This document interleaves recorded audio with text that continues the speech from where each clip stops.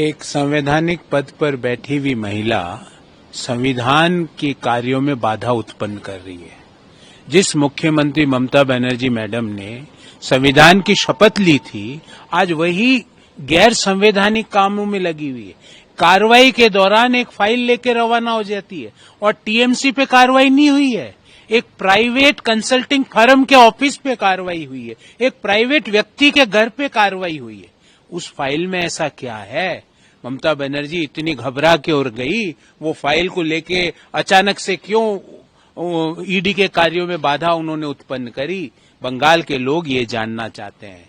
और रही बात कि बंगाल क्या है और दूसरे राज्य, निश्चिंत रहिए ममता बनर्जी मैडम, बंगाल में भी आपकी हार सुनिश्चित है, क्योंकि लॉ एंड ऑर्डर हो या महिलाओं के खिलाफ यौन उत्पीड़न की घटनाएं हो, आपने बंगाल को पूरे देश में शिखर पर पहुंचा दिया। लॉ एंड ऑर्डर का पूरा कोलैप्स हो चुका है। जो सरकार बीएलओज को सुरक्षा नहीं दे सकती, वो बंगाल के आम लोगों को क्या सुरक्षा देगी? तो पूरा law and order structure Bengal का कोलैप्स हो चुका है।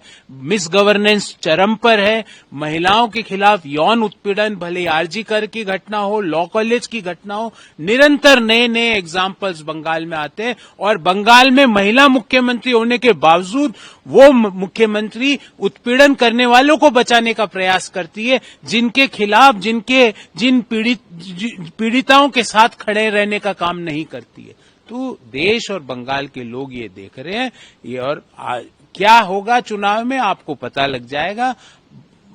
टीएमसी पश्चिम बंगाल चुनाव आगामी हार रही है। दूसरे राज्यों में जहां विपक्षी सरकार है वहां पे ये ऐसा देखो, ये वो कह रहे हैं कि ममता बनर्जी शेरनी है, वो फाइट करेगी। महबूबा जी तो भारत को ही गाली देती है, वो तो हिंदुस्तान के लिए बोलती है लिंचिस्तान है। जो महिला भारत में रह के भारत को गाली देती है, भारत के विकास का फल ग्रहण करके भारत को गाली देती है, उनके बारे में मैं क्या वक्तव्य दूं? और कौन शेरनी है, क्या है? हम यहाँ पे कोई शेर कौन है और शेरनी कौन है उस पे चर्चा नहीं कर रहे। हम ये चर्चा कर रहे हैं कि सेवक कौन है। प्रधान सेवक भारत के प्रधानमंत्री है, और बंगाल में भी कमल खिलेगा और वहां का भी मुख्य सेवक भारतीय जनता पार्टी का नेता होगा, जो लॉ एंड ऑर्डर पे काम करेगा, जो घुसपैठियों को रोकने का काम करेगा, जो महिलाओं के खिलाफ जो निरंतर यौन उत्पीड़न की घटनाएं उसे बंद कराने का काम करेगा, जो इलीगल कोल का काम होता है बंगाल में उसे बंद करेगा, जो बंगाल को वापस इंडस्ट्री और कल कारखानों का हब बनाने का काम करेगा। यहाँ शेर, शेरनी, हिरण, चीता की बातों पे मैं किसी का जवाब नहीं देना चाहता, और उस महिला का तो बिल्कुल नहीं जो भारत को गाली देती है निरंतर। सर, कांग्रेस प्रेसिडेंट मल्लिकार्जुन खड़गे भारत के फॉरेन पॉलिसी पे सवाल उठा रहे हैं। उन्होंने कहा कुछ स्पष्ट नहीं है, पेंडुलम की तरह है, कभी इधर कभी उधर। खड़गे साहब ने क्या है कि परिवारवाद का चश्मा पहन रखा है, उस चश्मे के अंदर सब पेंडुलम की तरह ही दिखता है। खड़गे साहब को वो चश्मा उतारना पड़ेगा, तो उन्हें भारत की विदेश नीति स्पष्ट दिखाई देगी। पहली बार ऐसी नीति बनी जिसने कहा कि टेररिज्म के जो स्टेट स्पॉन्सर्ड टेररिज्म पाकिस्तान पनपाता है, उसको बोला कि water and blood can't move together, can't flow together. पहली बार ऐसी नीति बनी जिसने आतंकवाद के खिलाफ निर्णायक युद्ध का ऐलान किया और ये कहा कि भारत के अंदर किसी भी तरह की आतंकवादी घटना को पाकिस्तान द्वारा हमला माना जाएगा। पहली बार ऐसी नीति बनी जिसने ऑपरेशन सिंदूर करके पाकिस्तान को घुटने के बल ला दिया, और वो 60 बार घूमता रहा सीज फायर के लिए कि त्राईमाम सीज फायर करो। पहली बार ऐसी नीति बनी।